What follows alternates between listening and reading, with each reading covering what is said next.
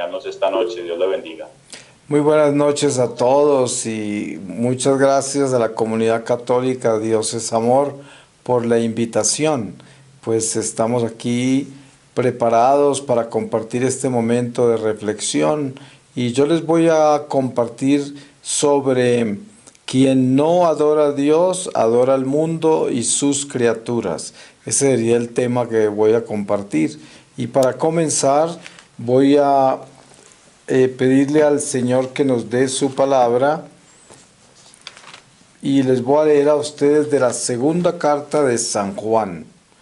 En el versículo 4, por lo que no tiene sino un capítulo, versículo 4, el mandamiento de la caridad. Me alegré mucho al haber encontrado entre tus hijos a quienes caminan en la verdad, conforme al mandamiento que recibimos del Padre. Y ahora te ruego, Señora, no como escribiéndote un mandamiento nuevo, sino el que tenemos desde el principio, que nos amemos unos a otros. Y en esto consiste el amor, en que caminemos conforme a sus mandamientos. Este es el mandamiento, tal y como habéis oído desde el principio, que caminéis en el amor, porque han aparecido en el mundo muchos seductores que no confiesan a Jesucristo venido en carne. Ese es el seductor y el anticristo. Mirad por vosotros para que no perdáis el fruto de vuestro trabajo, sino que recibáis la recompensa plena. Todo el que se sale de la doctrina de Cristo y no permanece en ella, no posee a Dios. Quien permanece en la doctrina, ese posee al Padre y al Hijo. Si alguno viene a vosotros y no transmite esta doctrina, no lo recibáis en casa ni les saludéis, pues quien les saluda se hace cómplice de sus malas obras. Es increíble que estas palabras son tan claras y son tan poco escuchadas por tantos católicos, porque siempre escuchamos todas estas historias de gente que le tocan la puerta de la casa, gente rara, cultos extraños, y los reciben, les escuchan lo que tienen que decir, como por ejemplo, para dar unos pocos nombres que es importante aclararlos, como los testigos de Jehová, los mormones, los cienciólogos y muchos otros cultos así que no creen que Jesús es Dios. Por lo tanto, como dice San Juan, son brazos del anticristo. Y hablan de Cristo, pero hablan de Él como un hijo, como un profeta, como no Dios. Y por eso San Juan dice, no podemos recibirlos. Y esto debe estar muy claro, porque no es falta de caridad, no es que nosotros pensemos que somos mejores que ellos o que por el hecho de no compartir con ellos las creencias que ellos tienen, pues vamos a sentirnos superiores o vamos a discriminarlos. No es eso, es simplemente estar en obediencia a lo que Dios nos pide. Y yo pienso que San Juan, que es el apóstol del amor, no podría ser más claro en lo que el Espíritu Santo nos pide. Yo podría decir 100% y seguro que ustedes también, de que lo que San Juan escribió es palabra de Dios. Y por eso lo tomo como si Dios mismo me lo hubiese dicho.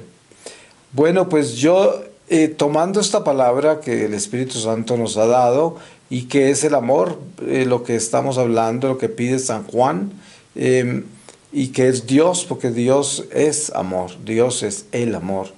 Y nosotros hemos sido creados por ese amor. Entonces, encontramos que esta escuela de nuestra vida terrenal, que es lo único que conocemos, después de habérsenos dado el Espíritu Santo en el bautismo y haber sido transformados en criaturas sobrenaturales, ya no simplemente seres plenamente racionales, sino también sobrenaturales, que es algo muy importante de tener claro y pensar qué significa eso.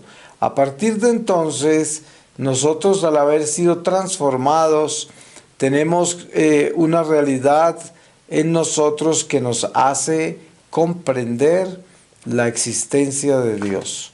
Es decir, que nos da la capacidad para poder ver a Dios en todo.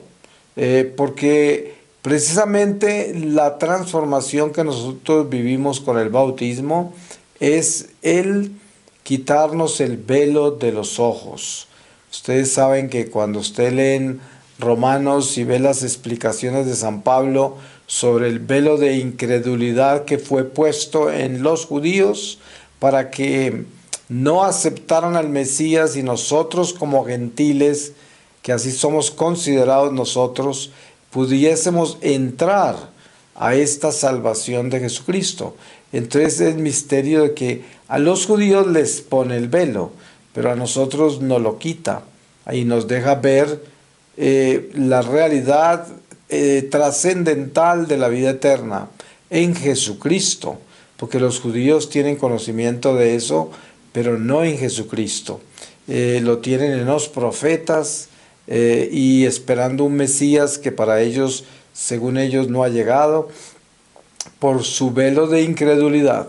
Pero a nosotros se nos ha sido revelada la verdad y sabemos que Jesús es Dios, que es el Mesías, y que por eso el Espíritu Santo que Él nos ha dado, que fue aquel que Él le prometió a los apóstoles y les dio esta catequesis tan triste para los apóstoles, pero tan bonita, la cual se comprobó más tarde que era tan importante como Jesús se los explicó.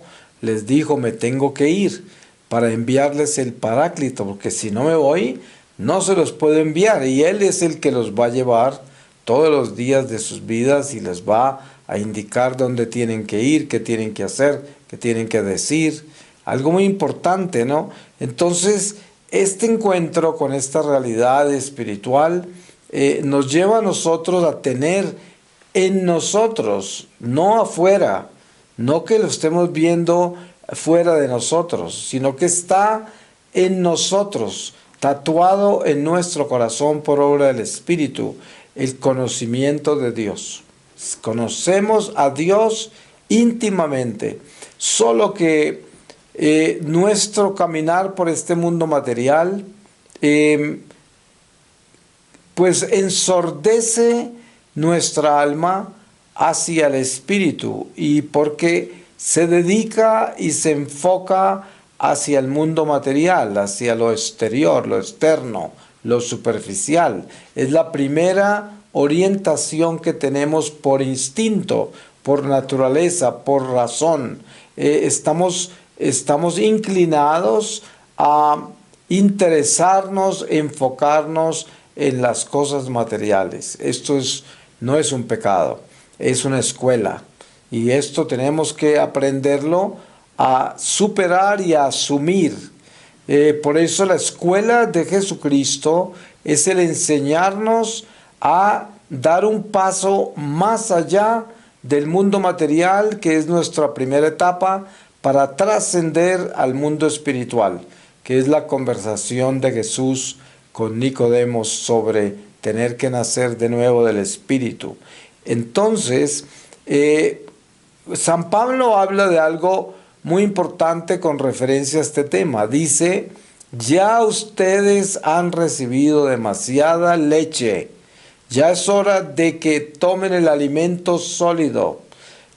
Con esto se refiere a que uno no puede quedarse toda la vida recibiendo catequesis y recibiendo todo picadito para explicarles la verdad, y no irse ya a vivir esa realidad en todo lo que hace, todo lo que siente, todo lo que piensa, todo lo que desea, en todo lo que está enfocado en esta vida, ya con el alimento sólido que es la verdad, que es el amor de Dios, que es la responsabilidad de ser hijos de Dios enviados para llevar un testimonio de vida transformante a un mundo de tinieblas, un mundo de pecado, un mundo de oscuridad, de decadencia, un mundo perverso.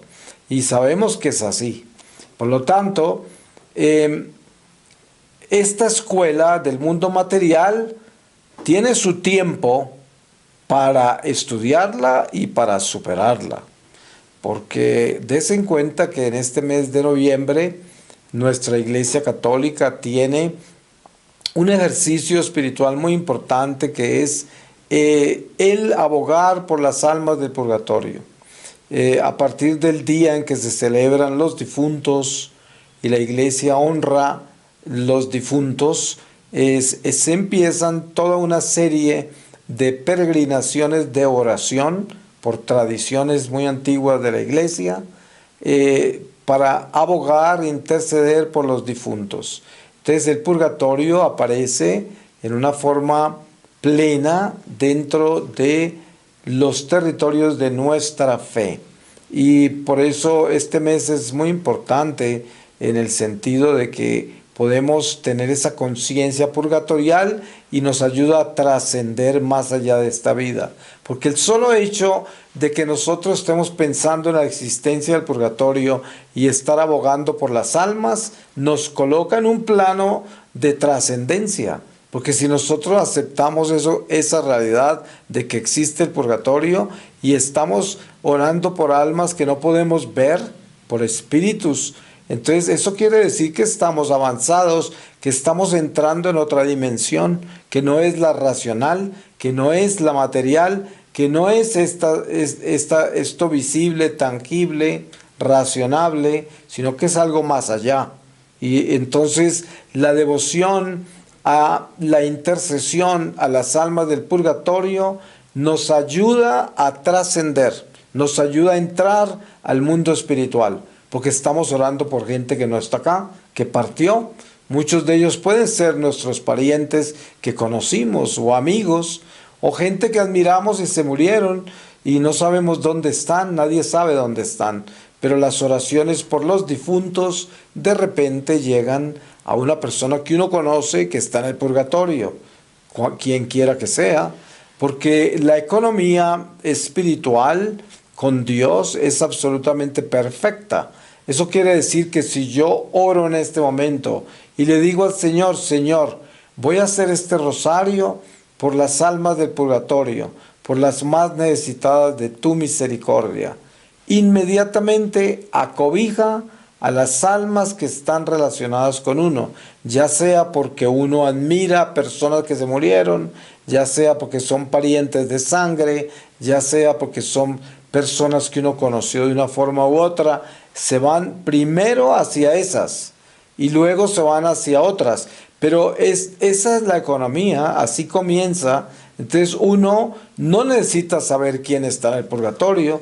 Las oraciones que uno hace de intercesión se van directamente a las almas que están relacionadas con uno inmediatamente.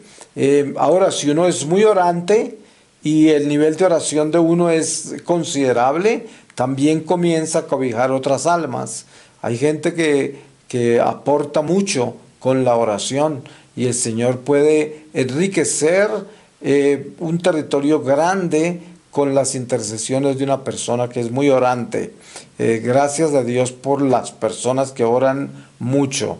Y yo no digo rezanderos, no estoy hablando de rezanderos, estoy hablando de gente que ora con el corazón, que son sinceros y lo hacen con amor y entienden qué es lo que están haciendo.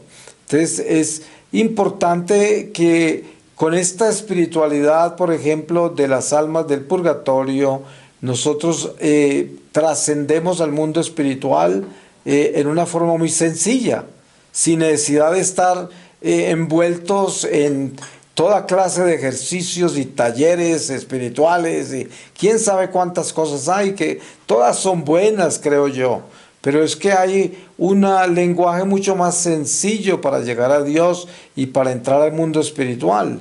Y es simplemente entender la realidad de la existencia del mundo espiritual, y eso ya nos coloca allá en esa dimensión. Y al estar uno consciente de esa dimensión, ya está ahí. porque es que todo está aquí al mismo tiempo, todo, absolutamente todo. El eterno presente de Dios es, como lo dice la palabra, el eterno presente. Entonces nosotros, si estamos rezando el rosario, invocamos el misterio del momento en que Jesús muere en la cruz, pues estamos exactamente ahí presentes, porque ese momento es eterno y está en el eterno presente de Dios. Entonces nos colocamos en ese plano espiritual. Si es que trascendemos los misterios que estamos rezando en el rosario, porque se puede convertir simplemente en una rezandera en la cual no hay trascendencia. Pero si estamos orando, el que ora medita, el que medita trasciende. Esto es algo muy importante. Entonces, a donde voy yo con todo esto es buscando cómo llegar a lo más importante, que es tener conciencia de no caer en la idolatría. Porque lo que sucede es que al nosotros nacer en este mundo, que es una gracia, una bendición de Dios, el don de la vida, despertamos en él, comenzamos a dar pasos, primero gateando, después caminando, después logramos hasta correr, y luego tenemos que hacer lo mismo con el mundo espiritual.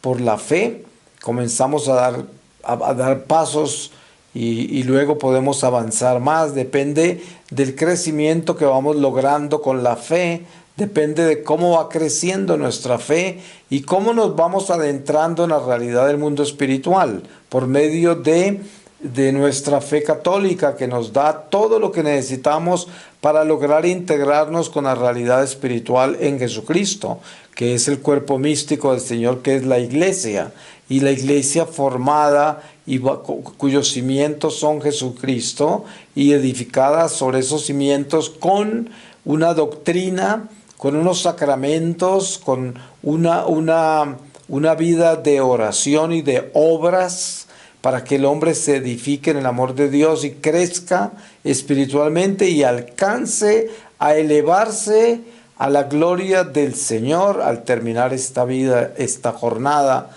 de la primera etapa de nuestra vida, que es en el destierro del mundo material. Pero entonces es como si nosotros comparamos lo que yo estoy hablando con la formación que reciben los seres humanos aquí en la tierra, que no son cosas accidentales ni simplemente inventadas por los hombres. Este es trabajo de los ángeles con los hombres, que es la educación del hombre, enseñarle a respetar, enseñarle a ser cívico, ¿no? Primero, a respetar a los demás, a respetar los derechos de los demás, a educarse y formarse, a adquirir una vocación, una profesión y ser parte productiva, efectiva de una sociedad, de una comunidad, de una familia, de la iglesia. Y todo esto es un proceso, ¿cierto?, por el cual pasamos todos. Entonces, es un ejercicio que Dios nos permite hacer mientras estamos acá.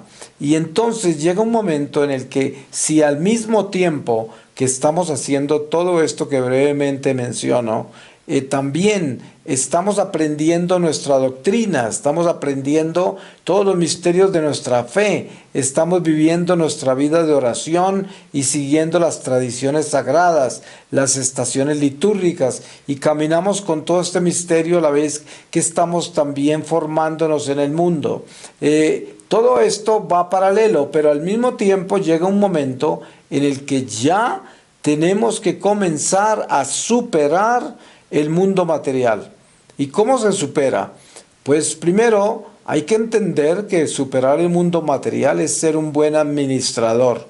Y ser un buen administrador es entender que el mundo material no es nuestro, y además que vivimos temporalmente en él, y que hasta el mismo mundo material va a terminar, este mundo.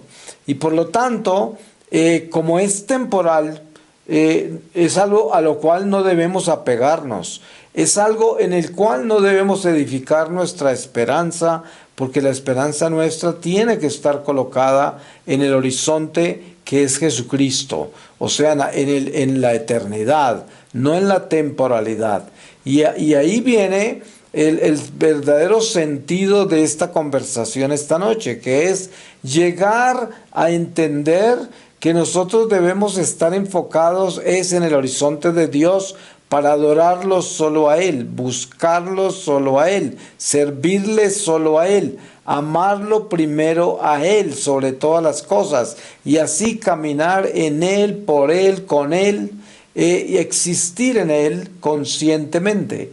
Y de esa forma ya las cosas del mundo material, nuestra relación con el mundo material, nuestra vida en este mundo material se convierte en una administración consciente de nuestra relación con la creación y las criaturas. Entonces yo tengo familia, yo tengo amigos, yo tengo gente que conozco, comunidad.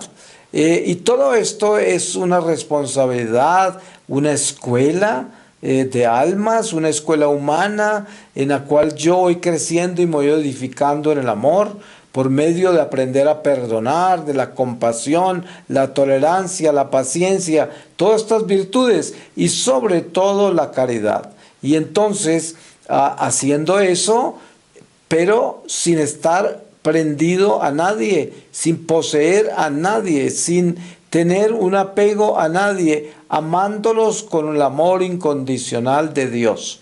Eso quiere decir que al único que yo estoy apegado, al único que yo adoro es a Dios, nada más. Por eso es que nosotros como católicos tenemos una inmensa bendición, porque la Iglesia nos da la oportunidad de ejercitarnos en todo esto por medio de los sacramentos. Miren ustedes lo grande que es la adoración al Santísimo. Cuando usted entiende el misterio de lo que es adorar al Santísimo Sacramento de la Eucaristía, a Jesús Eucaristía, se da cuenta que es la invitación más sencilla y poderosa que tenemos nosotros como católicos, que es irse uno a un encuentro personal con Jesús en el silencio de la hostia.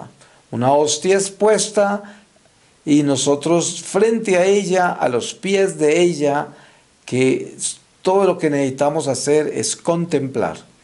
Ahí no se está pidiendo nada más que estar ahí, que es lo que le pidió Jesús a los 3 apóstoles que escogió para acompañarlo en Getsemaní.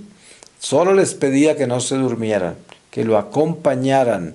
Y esa es la adoración al Santísimo, acompañar al Señor. Lo demás todo lo hace Él. Uno está acompañándolo, adorándolo, contemplándolo. Está con Él, unido a Él, amándolo a Él, viviendo con Él. Y está uno ahí en ese silencio hermoso. Un silencio trascendental como ninguno otro. El silencio de Dios, lo más grande.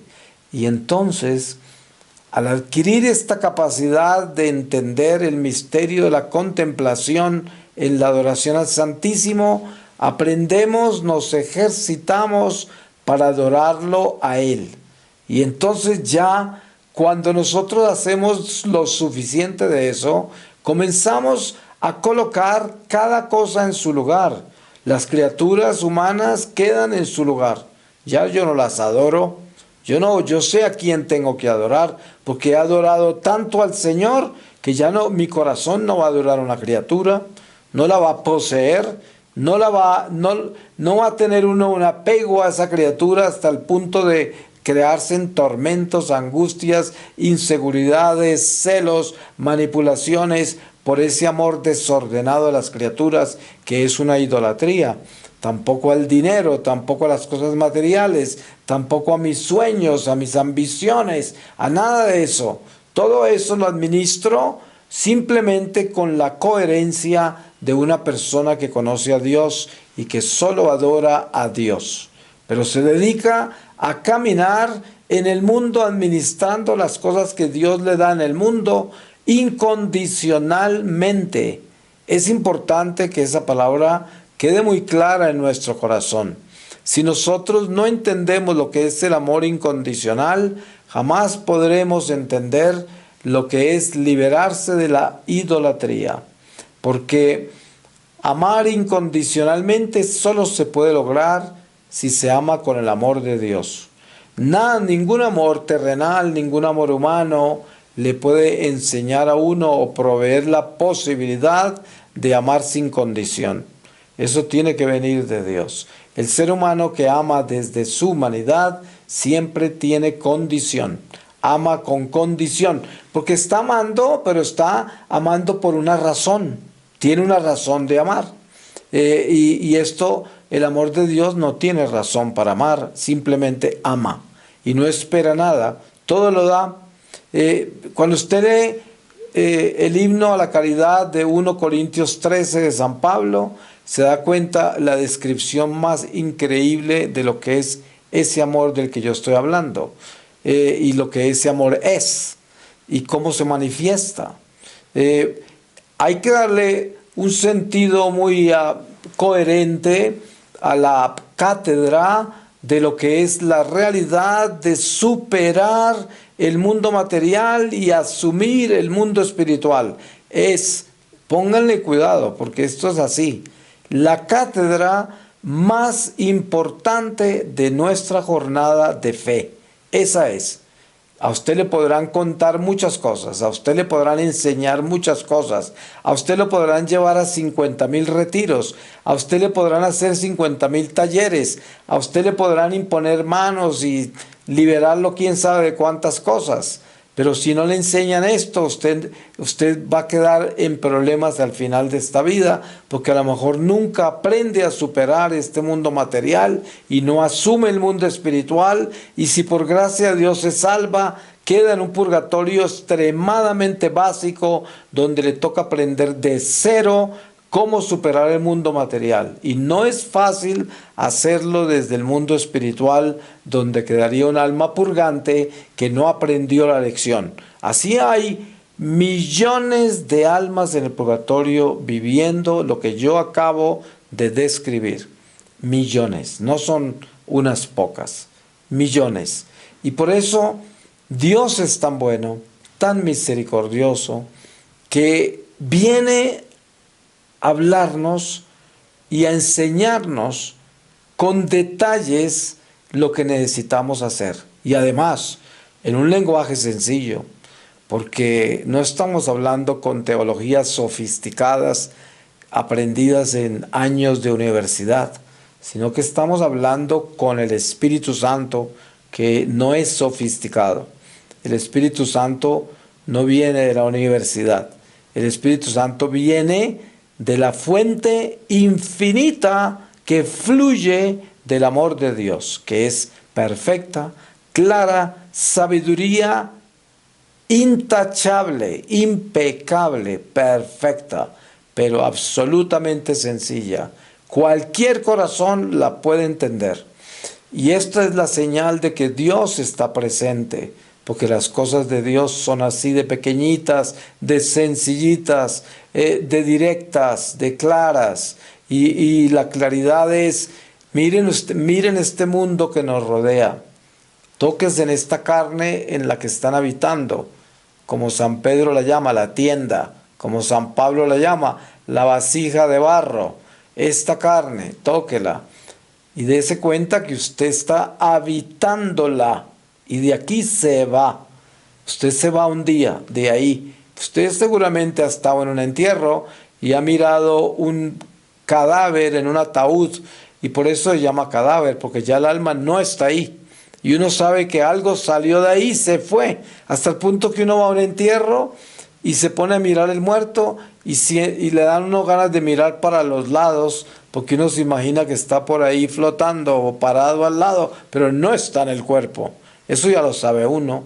Y por eso es tan importante entender a qué nos referimos cuando decimos que tenemos que aprender a asumir el mundo espiritual y a superar el mundo material. ¿Cómo se supera el mundo material? Entendiendo un cadáver en un ataúd y sabiendo que algo salió de ahí. Eso ya hay alguien que se fue de ahí. Ese es el rostro que esa persona tenía en la carne, ahí está. pero esa alma que movía ese cuerpo, que lo animaba, salió.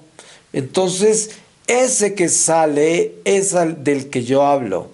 Es el que tenemos que preparar, es el que tenemos que fortalecer, es el que tenemos que edificar en Dios, es el que al que tenemos que enseñarle a navegar y trascender más allá de este mundo, porque un día cada uno de nosotros vamos a estar ahí, enfrentados a ese momento.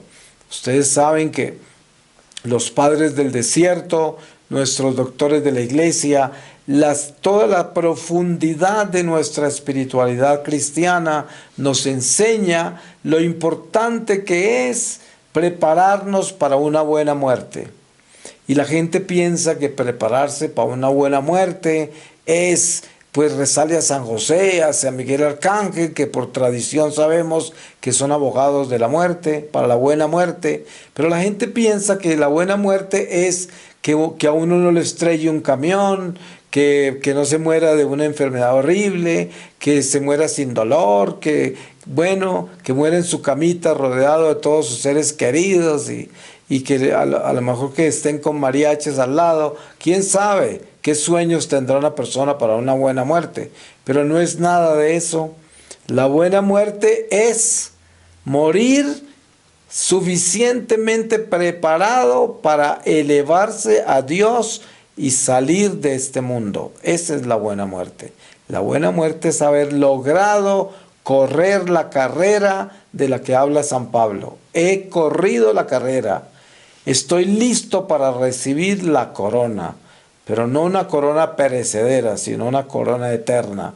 Y esto es lo que debemos pensar. Una buena muerte es eso, es llegar a ese momento del desprendimiento de este mundo, pero habiéndolo superado. Qué bonito que es eso. Esa es la muerte de los santos, la muerte de los justos. Y todos nosotros somos llamados a eso. Por eso, si vamos a hablar de nuestra fe, si vamos a hablar de crecimiento espiritual, si vamos a hablar de ser los católicos que Dios quiere que seamos, hablemos de crecer espiritualmente hasta el punto que podamos superar el mundo material y que seamos los administradores de este mundo material que el Señor quiere que seamos. Y para eso tenemos que crecer en todas las virtudes. Para eso tenemos que desafiar todo vicio que tengamos y pararnos en él, ponerle el pie encima. Ustedes saben que en nuestra iconografía católica, que es absolutamente preciosa, por eso las sectas la odian, porque el demonio las hace odiarlas. Las imágenes de la Virgen que nos la muestran paradas sobre la serpiente, o de San Miguel Arcángel parados sobre la cabeza de Satanás, son una invitación que nos hacen a entender el misterio de lo que es pararse en la cabeza del pecado. Ustedes se dan cuenta que están parados encima de alguien salvaje, ¿no? Una serpiente que si le suelta el pie de encima de la cabeza, ¿qué hace? Te muerde y te inocula el veneno. San Miguel está parado encima de la cabeza del diablo y si le quita el pie de la cabeza, ¿qué pasa? Pues el diablo sale a hacer lo que tiene que hacer, ¿no? Y por eso nosotros, cada vicio que tengamos, cada mala tendencia, cada cosa mala que haya en nosotros, tenemos que dedicarnos a ponerle el pie encima, pararnos encima de eso y asegurarnos que lo vamos a derrotar, lo vamos a superar. Y a lo mejor eso nos toca hacerlo todos los días de nuestra vida, porque hay cosas en nosotros que son absolutamente rebeldes. Es como decir las rayas del tigre, ¿cierto? Ahí están. Pero hay algo muy importante en esto, y es que al final de esta vida, cuando comparezcamos ante el tribunal de nuestro Señor Jesucristo, inmediatamente nos desprendamos de este cuerpo, al Señor lo que le va a importar es cuánto usted renunció y rechazó sus defectos y sus vicios, porque de repente no todos los va a poder superar antes de morirse, pero el Señor, si ve que todo lo que usted quería era superarlos, que luchó, que estuvo en una batalla dura contra ellos para el Señor, usted ya los superó. Y esto es lo que debemos tener claro. Hay que darle con todas, pero no desanimarse por las cosas tan rebeldes que hay en nosotros. Hay cosas muy arraigadas en nosotros que parece que fueran segunda naturaleza, que vienen marcadas en nuestra carne, en nuestra sangre, en todo nuestro ser. Y nos toca luchar muy duro para desarraigarlas. Pero hay que hacerlo con convicción, hay que hacerlo con decisión, hay que hacerlo con fe, hay que hacerlo con destreza, hay que tomar la decisión de que no lo queremos, que lo odiamos, que lo queremos sacar de nuestra vida. Y eso es lo más importante, ¿no? Que eso esté claro. De acuerdo a eso, podemos entender que Dios nos está presentando a nosotros la posibilidad de tener una buena muerte. Y les aseguro que la buena muerte es poderse elevar hacia las alturas de Dios al final de esta vida. Y eso no se logra sino creciendo alas, las alas del Espíritu para que pueda volar esta paloma hacia Dios. Esto es importante. Y estas alas se esculpen con cincel y martillo por medio de mucho trabajo cada día de nuestra vida. Por eso es que es tan horrible el ocio, la pereza, el abandono, el desgastar el tiempo que Dios nos da, que es precioso, y no dedicarse todos los días a pulirse, a trabajar en la escultura de su amor, en la escultura de sus alas, para que podamos desprender de acá. Esto es lo más importante. Yo creo que ustedes que son comunidad, que tienen este ministerio de educarse entre ustedes y buscar cómo crecer, cómo conocer más a Dios, cómo superar sus abismos y sus maldades, que es lo lindo de las comunidades de nuestra iglesia. Entonces ustedes deben tener una conciencia muy clara de qué es lo que están haciendo con todas las actividades que tienen, para ver si esas actividades realmente están produciendo en cada uno de ustedes este verdadero moldearse, este verdadero prepararse, este verdadero edificarse hacia la buena muerte. Voy a pedirle al Señor su palabra y sellamos con esta lectura.